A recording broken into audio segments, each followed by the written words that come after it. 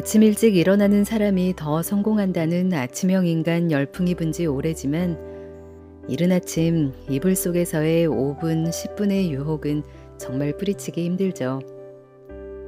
특히 코로나로 재택근무와 집콕 생활이 늘면서 하루를 게으르게 시작하는 경우도 적지 않을 텐데요. 에나의 다락방 라디오 오늘은 수년간 4시 30분에 하루를 시작해온 김유진 변호사가 아침 시간의 힘에 대해 이야기하는 책 나의 하루는 4시 30분에 시작된다 들려드립니다. 저자 김유진님은 미국 2개 주에서 변호사 자격증을 딴 변호사이자 15만 구독자를 가진 인기 유튜버이기도 한데요. 저자는 새벽 기상으로 얻은 시간을 나를 찾는 시간, 그리고 내가 주도하는 시간이라고 표현합니다. 매일 계속되는 일상에 지치고 슬럼프가 찾아왔을 때 고요한 새벽 시간에 일어나 스스로를 돌아보면 삶의 터닝포인트가 자연스럽게 찾아오고 이 시간만큼은 약속이나 업무 등 예상치 못한 일로 방해받지 않고 온전히 내 의지대로 사용할 수 있다고 말하는데요. 이렇게 새벽 기상을 통해 힘든 유학 생활을 견뎌내고 미국 2개 주 변호사 시험에 합격한 것은 물론 다양한 도전을 통해 더욱 풍성한 인생을 꾸려갈 수 있었다고 합니다. 이 책에서는 아침형 라이프 스타일을 꾸려갈 수 있는 구체적인 노하우와 새벽 시간 활용법은 물론 일상과 인간관계의 미니멀리즘까지 더 나은 삶을 위한 라이프 플랜을 제시합니다. 결국 중요한 것은 어떤 마인드로 어떤 습관을 만들어 가느냐인데요. 김유진 변호사의 하루를 2배로 사는 습관에 대한 이야기, 오늘도 끝까지 편안하게 들어주세요.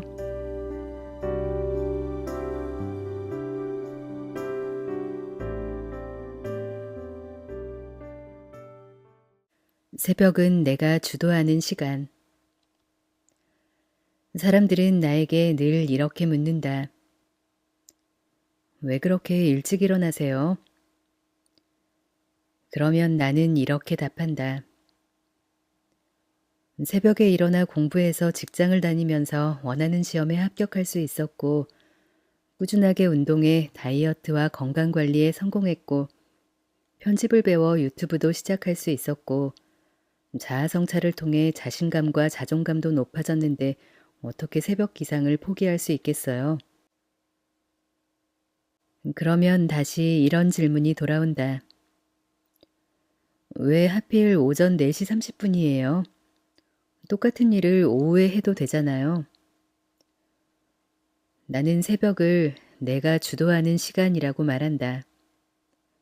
그 밖의 시간은 운명에 맡기는 시간이라 표현한다. 생각해보면 하루 중 순전히 내 의지로 사용할 수 있는 시간은 그렇게 길지 않다. 아침부터 저녁까지는 나의 계획과 상관없이 예상치 못한 일에 주의력과 시간을 뺏기는 경우가 많다. 하지만 모두가 잠든 새벽에는 갑자기 일정이 변동될 확률이 드물다. 뜬금없이 연락해서 함께 식사하자거나 추가 업무를 부탁하거나 잠깐 수다를 떨자는 사람도 없다. 주의를 빼앗을 흥미로운 일도 잘 일어나지 않는다. 누구도 나에게 관심이 없고 나 또한 누구에게도 관심이 없다. 따라서 새벽에는 온전히 나만의 시간을 나만의 속도로 자유롭게 활용할 수 있다. 새벽 기상으로 생긴 여유 시간은 일어나기만 하면, 즉 나와의 약속을 잘 지키기만 하면 언제든 추가로 얻을 수 있는 주체적인 시간이다. 그리고 일찍 일어나면 일어날수록 내가 주도하는 시간은 늘어난다. 4시 30분 기상을 선호하는 또 다른 이유도 있다. 바로 어떤 일에든 집중을 더 잘할 수 있다는 것이다. 앞서 이야기한 것처럼 새벽에는 방해하는 요소도 없을 뿐만 아니라 푹 잠을 자고 일어났기 때문에 모든 일정을 끝마치고 기진맥진한 저녁보다 에너지가 더 많다. 새벽 기상을 실천하지 않았을 때는 나 역시 오후에 나만의 시간을 갖곤 했다. 하지만 퇴근을 할 때쯤이면 이상하게 아무것도 하고 싶지 않았다. 오죽하면 집에 갈 힘이 없어서 퇴근하지 못한 적도 있을 정도다. 전날 밤에 한 번도 깨지 않고 출근하기 직전까지 잠을 잤는데도 일하느라 기력을 전부 소진한 탓에 저녁이 되면 너무 피곤했다. 반면 새벽에는 평소 하고 싶었던 일에 도전하고 싶은 의욕이 샘솟았다. 나아가 하루를 여유롭게 만들어준다는 점도 내가 아침형 라이프 스타일을 좋아하는 이유 중 하나다. 당연한 이야기지만 일찍 일어나 할 일을 미리 해두면 저녁에 느긋하게 그날을 마무리할 수 있다. 또한 아침에 일어났는데 몸이 좋지 않아 쉬었거나 하려고 했던 일이 생각보다 오래 걸렸거나 혹은 갑자기 계획이 변동돼서 할 일을 미처 다 끝내지 못했더라도 저녁에 일과를 마무리할 두 번째 기회가 있다는 생각에 조바심을 가지지 않고 마음의 평정을 유지할 수 있다. 매일 아침 울리는 알람 소리도 놓치는데 아무도 강요하지 않는 이른 새벽에 일어나는 게 정말 가능할지 의문을 품을 것이다. 하지만 한 번만 새벽 기상에 성공해보면 장점을 깨닫고 자진해 일어나게 된다. 매일이 아니라 주 3회만이라도 4시 30분이 아니라 평소보다 1시간만이라도 일찍 일어나는 데 성공하면 평소보다 여유로워질 수 있다. 그리고 본격적으로 하루를 시작하기 전까지 짧게라도 나만의 시간을 가져보면 삶의 만족도가 확 달라진다. 시간에 쫓기며 여기저기 끌려다니지 않고 주도적으로 자신의 삶을 꾸려나갈 수 있기 때문이다. 새벽에는 나를 우선순위에 두자. 살이 찌면 식단을 관리하고 운동을 하는 것처럼 아침 일찍 일어나는 것은 업무에 지치거나 삶의 변화가 필요할 때 내가 자주 사용하는 특단의 조치다. 마음이 우울하고 힘들면 나 자신을 돌아보기보다는 나를 서운하게 하는 상황을 탓하는 데 사로잡힐 수 있다. 그로 인해 온종일 잠만 자기도 하고 최대한 해야 할 일을 미루며 현실을 회피하기도 한다. 극단적인 경우 도박 같은 잘못된 유혹에 빠지기도 하고 술이나 게임, 타인 같은 외부 요소에 지나치게 의존하게 된다. 인생에서 이렇게 힘든 시기를 반드시 피해야 한다고 생각하는 건 아니다. 이 시기가 삶의 전환점을 만들어줄 수도 있기 때문이다. 고난과 역경 그 자체보다 더 큰 문제는 다시 일어서야 하는 순간이 왔는데도 슬럼프에 발목이 잡혀버린 탓에 일상으로 복귀하기가 어려워질 수도 있다는 것이다. 이때 새벽 기상이 해답을 찾아줄 수 있다. 나의 경우 새벽 4시 30분부터 출근길에 나서기 전까지가 일상의 스트레스를 해소하는 치유의 시간이다. 아침 일찍 일어나 생긴 나만의 시간에는 다른 사람의 눈치를 보거나 그들의 처지를 지나치게 배려하지 않아도 된다. 이때 외부의 자극이 아닌 내면의 소리에 집중하면 상처를 극복하고 조금씩 달라지는 자신을 관찰할 수 있을 것이다. 4시 30분에 일어나기로 정한 특별한 이유는 딱히 없다. 10시쯤 잠들었을 때 피로를 느끼지 않을 만큼 푹 자고 평소보다 일찍 일어나기 적당한 시간이라고 판단했을 뿐이다. 4시 30분에 일어나면 서두르지 않고 평소보다 천천히 움직여도 약속에 늦거나 일정이 밀리는 경우가 거의 없다. 느긋하게 눈을 떠 향이 좋은 초를 피우고 조용한 음악을 들으며 커피를 마시고 책상에 앉아도 5시가 채 되지 않는다. 이렇게 아침에 여유가 생기면 평소 신경도 안 쓰던 이부자리를 정리해보고 책상에 앉은 먼지를 닦을 수 있다. 뜨거운 물로 오랫동안 샤워하며 뭉친 근육을 풀거나 바쁠 때는 신경 쓰지 못했던 머릿결을 관리하기 위해 트리트먼트를 사용해 볼 수도 있다. 늘상 거르던 아침도 든든하게 챙겨 먹을 수 있다. 그래도 시간이 남는 날에는 점심 도시락까지 준비할 수 있다. 이렇게 아침을 보내다 보면 나에게 주어진 하루와 나 자신을 소중히 대하는 방법을 알게 돼 자연스럽게 자존감이 높아진다.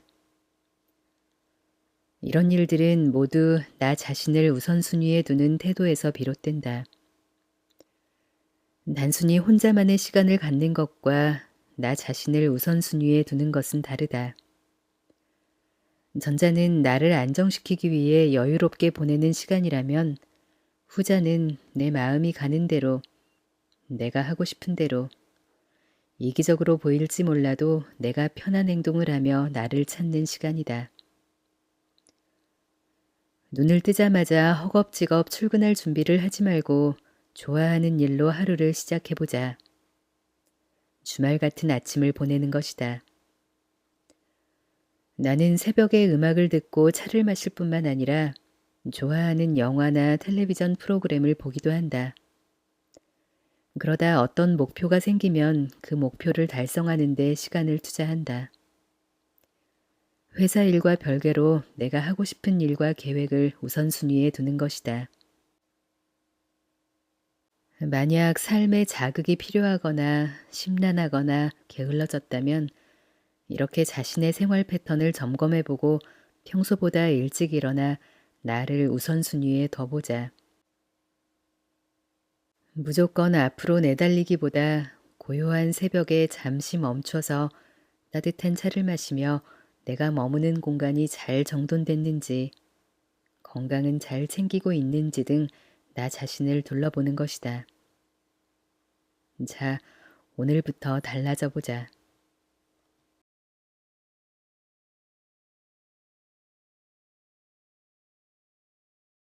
당신이 잠든 사이에 다른 사람들은 이미 하루를 시작했다. 아침 4시 30분에 눈을 뜨는 것만으로 나의 삶은 달라졌다. 단순히 저녁에 할 수 있는 일을 오전에 빨리 해치우게 됐기 때문만은 아니다. 나는 자면서 꿈을 꾸기보다는 새벽에 일어나 꿈을 이루려고 노력한다. 꿈에 한 발 더 다가가는 여러 방법 중 하나는 내가 가고 싶은 길을 이미 걷고 있는 사람들과 직접 소통해 보는 것이다. 이를 통해 목표를 이루는 데 필요한 실질적인 조언뿐만 아니라 저 사람들처럼 되기 위해 꾸준히 노력해야겠다는 좋은 정서적 자극을 얻을 수 있다. 단 그 사람들은 대부분 나를 모르기 때문에 먼저 연락을 해야만 한다. 그래서 나는 평소 만나보고 싶은 유명인이나 존경하는 사람들에게 무작정 연락을 한다.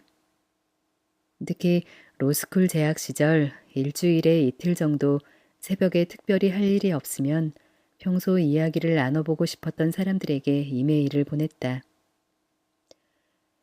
그 대상은 주로 존경하는 법조인, 나중에 한국에 가면 만나보고 싶은 변호사님들이었다.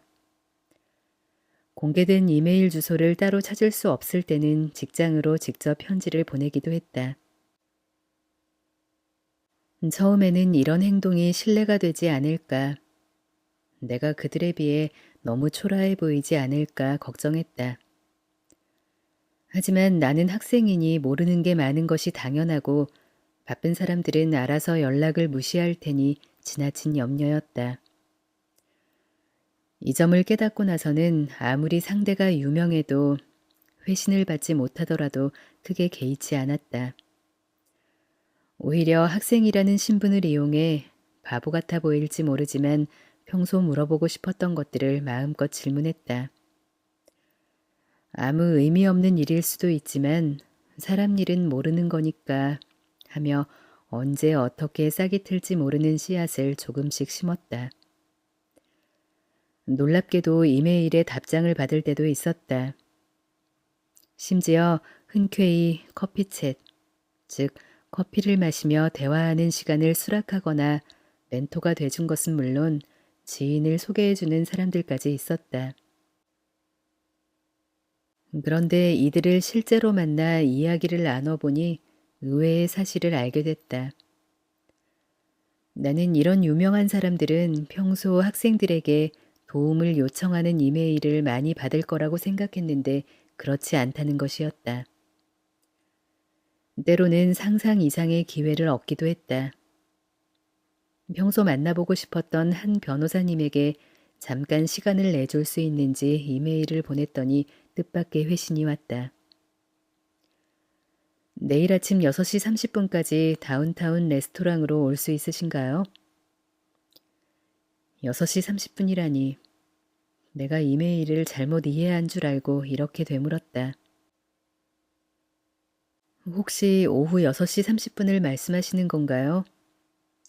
아니요, 오전 6시 30분입니다. 다음 날 아침 6시 25분에 약속 장소에 도착했다. 그런데 이게 웬일인가. 이른 시간임에도 불구하고 그 자리에는 내가 연락을 주고받았던 변호사님뿐만 아니라 관할 판사님, 검사님, 그리고 다른 로펌 변호사님들까지 함께 있었다. 순간 장소를 착각했나 싶었지만 잘못된 것은 없었다. 알고 보니 그날은 여성 법조인들이 주기적으로 모임을 갖는 날이었다. 출근하고 나서는 다들 너무 바빠 시간을 내기가 힘들다 보니 아침 시간을 활용해 만나온 것이었다. 언론으로만 접했던 사람들과 아침 식사라니. 겉으로는 아무렇지 않은 척했지만 속으로는 모든 것이 긴장되고 설렜다. 지금도 어떻게 이런 행운이 일어날 수 있었는지 모른다. 그저 새벽에 일찍 일어나 평소 시험에 합격하면 함께 일해보고 싶었던 로펌 대표 변호사님에게 이메일을 보낸 것이 전부였다. 그리고 아침 6시 30분까지 약속 장소에 나올 수 있다는 이유만으로 평소 동경해온 사람들과 이야기를 나누는 행운을 누렸다. 모임 구성원 중 한 사람이 나에게 말했다. 아침에 일어나기 힘들지 않으면 자주 와요. 이 모임 말고 다른 모임도 많아요. 그 모임은 오전 7시에 시작해요. 네, 앞으로 언제든지 올 수 있어요. 나는 자신 있게 대답했다. 당시 오전 8시 혹은 9시부터 수업을 들었기 때문에 6시 30분에 모임에 참여하는데 전혀 무리가 없었다. 그렇게 일주일에 한두 번 이 모임에서 평소 우상으로 여긴 법조인들의 삶은 어떤지 직접 듣고 배울 수 있었다. 책으로는 절대 알 수 없는 현실적인 가르침이었다. 로스쿨 졸업 후에는 법원에서 일하면서 모임 구성원들과 더 가깝게 지낼 수 있었다. 더 이상 학생이 아닌 사회인, 법조인으로서 출근 전 함께 모여 커피를 마시고 아침도 먹으며 많은 공감대를 형성했다. 일하느라 바빠 정신이 없을 때도 꾸준히 좋은 관계를 이어나갔고 지금도 서로에게 조언과 도움을 주고받는 선후배 사이로 지내고 있다. 이처럼 새벽에는 생각보다 많은 일이 일어난다. 내가 세상 모르고 잠들어 있을 동안 어떤 사람은 내가 원하는 목표를 이루기 위해 치열하게 공부하고 어떤 사람은 내가 원하는 위치에 이미 도달한 채 또 다른 목표를 향해 달려가고 있다. 이들에게 새벽은 수면 시간이 아닌 활동 시간이다. 피곤하다고 계속 침대에 누워 있으면 달라질 수도 멀리 갈 수도 없다. 반면 무거운 몸을 일으켜 새로운 일에 도전한다면 상상 이상의 기회가 찾아올 것이다. 이때 실패할까봐 두려워할 필요는 없다. 새벽에 일어났다는 사실 자체만으로도 다른 사람들보다 한 걸음 더 앞서 있는 것이기 때문이다. 누구에게나 주어지는 하루를 어떻게 쓸지는 나의 선택에 달려 있다. 그리고 그 결정에 따라 삶이 바뀐다.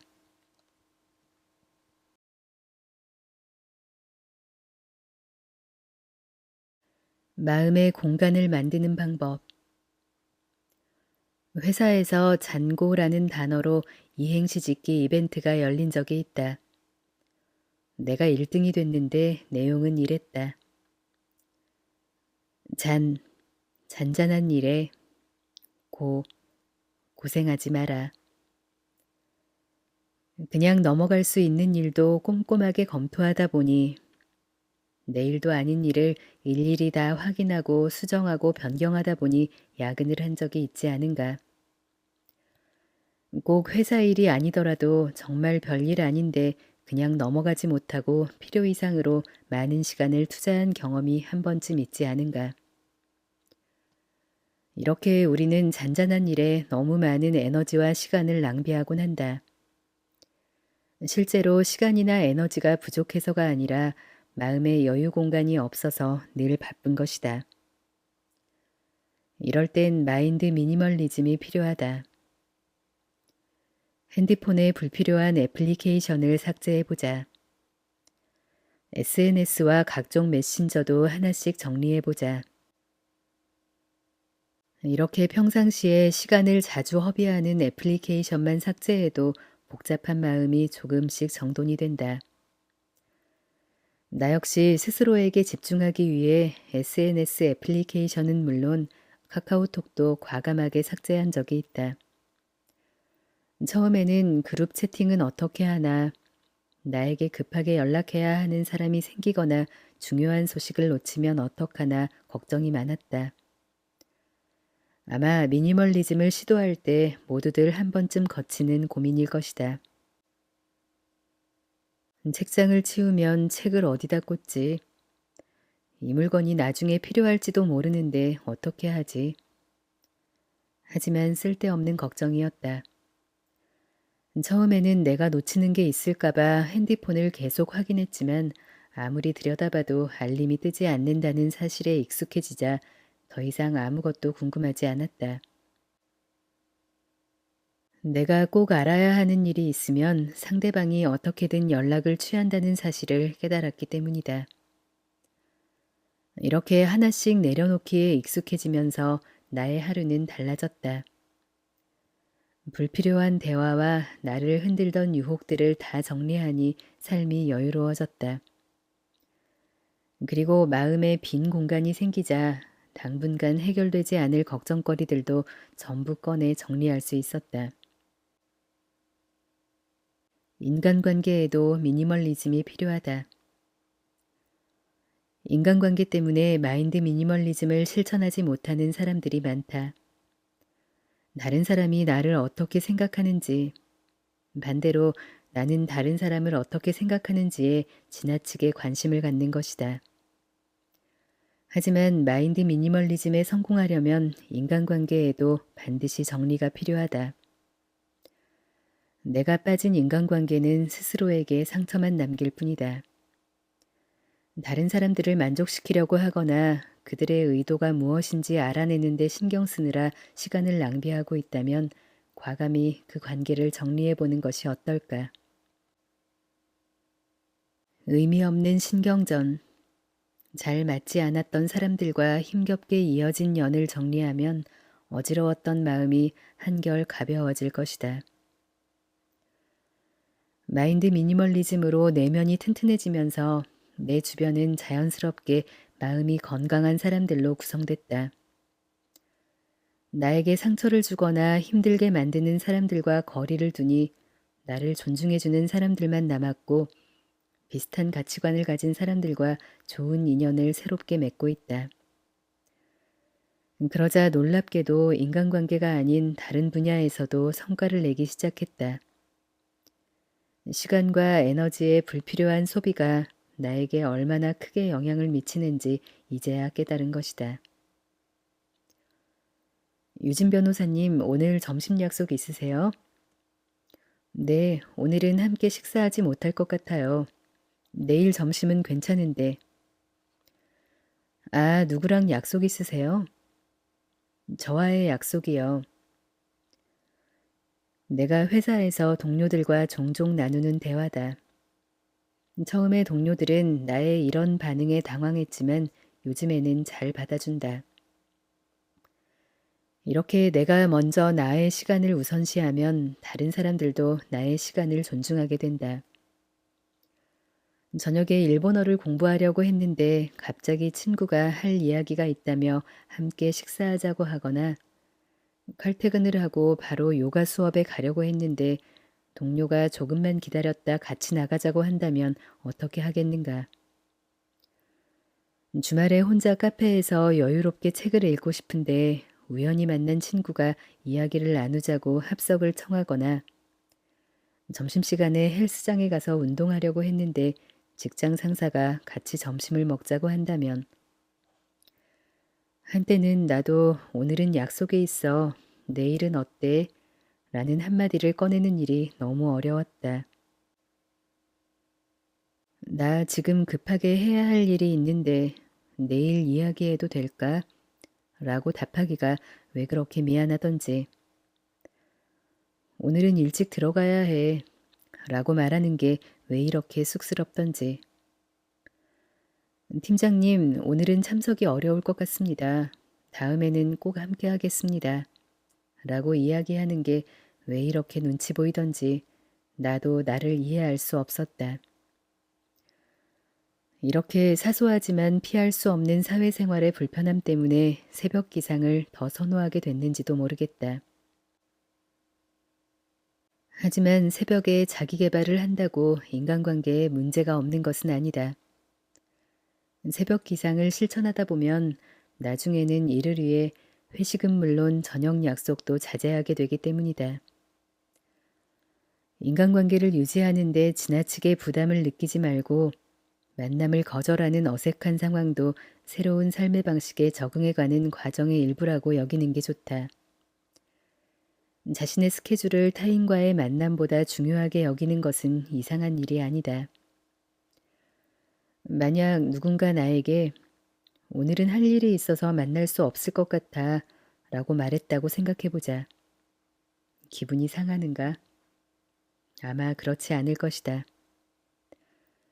또한 반대로 내가 상대방의 입장을 생각해서 스케줄을 취소하고 함께 시간을 보낸다고 해도 상대방은 내가 무슨 계획이 있었는지 모르기 때문에 딱히 고마움이나 미안함을 느끼지 않을 것이다. 자신의 스케줄을 우선순위에 둔다고 해서 이기적인 사람이 되는 것이라면 그냥 그런 사람이 돼도 괜찮다. 나에게도 간혹 그렇게 사회생활하는 거 아니야. 쉬엄쉬엄 하고 오늘은 술 한잔 하자 라며 혼수를 두는 사람들이 있다. 그리고 이들을 무시해도 아무 일도 일어나지 않았다. 애초에 모든 사람이 나의 목표와 계획을 이해하고 인정할 거라고 기대하지 않았기 때문이다. 내가 무엇 때문에 상대방의 제안을 거절하는지 솔직하게 답하면 오히려 인간관계가 더 좋아질 수도 있다. 나 역시 함께 점심을 먹는 동료에게 저 운동 시작했어요. 당분간 점심시간에 혼자 빨리 식사하고 운동하려고 해요. 라고 말했더니 자신도 자극을 받았다는 이야기를 들었다. 매일 만나던 친구에게 책을 써보고 싶어. 생각보다 오래 걸릴 것 같은데 당분간 연락이 뜸해도 이해해 줄래? 라고 했더니 책 나오면 꼭 살게. 도움이 필요하면 알려줘. 라는 답을 받았다. 순간의 즐거움을 나의 발전과 교환해서는 안 된다. 타인의 설득에 쉽게 휘말리는 삶은 결코 안정적일 수 없다. 나 역시 처음에는 다른 사람의 제안을 거절하지 않는 게 배려라고 생각했다. 하지만 곰곰이 생각해보니 그렇지 않았다. 그건 나보다 타인을 먼저 배려하느라 스스로에게 섭섭함을 느끼는 나 자신을 위로하기 위한 변명일 뿐이다.